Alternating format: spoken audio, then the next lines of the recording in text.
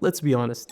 If you're using cURL and that pesky SSL error pops up, do you just add a -k and move on with your life? Yeah, you might want to stop. Seriously. This might feel like a harmless shortcut, but it's actually one of the riskiest habits you can pick up as a developer.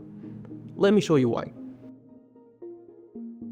When you make a request with cURL over HTTPS, it doesn't connect to the server right away. First, it actually verifies that the server is safe and legitimate, and that's by checking its SSL certificate. cURL checks 3 things before trusting any connection. Is the certificate issued by a trusted certificate authority? Is it still valid? And does it match the domain you're trying to connect to?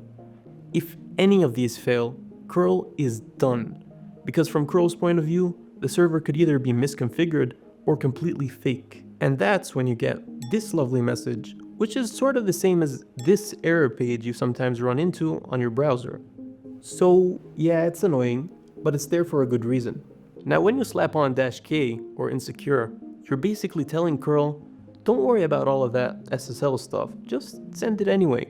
It skips every verification step, so sure the request goes through, but so does the risk. What risks are we talking about here? When you ignore SSL verification, here's what you're exposing yourself to. First of all, you're breaking the trust model of HTTPS. Since SSL certificates prove that you're talking to the real server, ignoring this verification throws away this guarantee entirely. So you might think you're connecting to the site you want, but you could actually be connecting to an entirely different beast. Believe it or not, attackers can disguise themselves as your target site. Then they can see your data, change it, and pass it on to the real site as if nothing has happened. Or they can respond back to you and impersonate the target site entirely. This is what's known as a man-in-the-middle attack, and basically, all of your sensitive data and credentials are exposed. Customer info, login credentials, you name it. Second is that even if you're not directly targeted by attackers and everything goes smoothly, you could be violating compliance standards.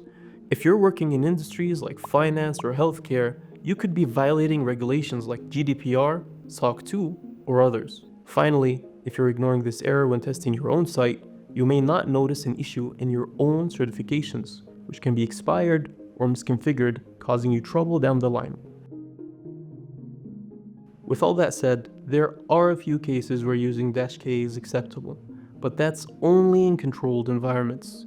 We're talking local development where you're only working on localhost and your certifications are self-signed.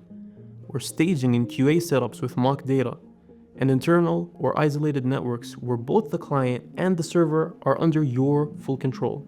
Even in these cases, using -k should only be temporary, because shortcuts are fine until they become crutches. So if you do end up using it, document where you did so, review it, and remove it as soon as you're done. Do not hard code it in your scripts or pipelines, and educate your team on what it does and safer alternatives.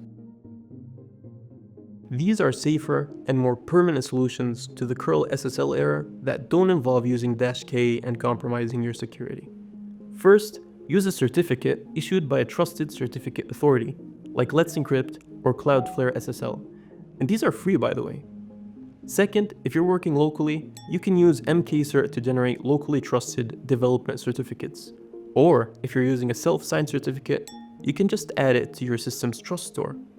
But the best way to go about all of this is to fix the actual problem. That means you're generating the certificate properly, checking the certificate chain, and ensuring your server is serving the full certificate bundle. No problem with your certifications, no SSL error. If you learned anything new here, give this video a like. And if you want some extra details and code snippets that might help you, you'll find an article linked in the description with all of that and more. This was Manoj from Proxidize. Until next time, have a good one.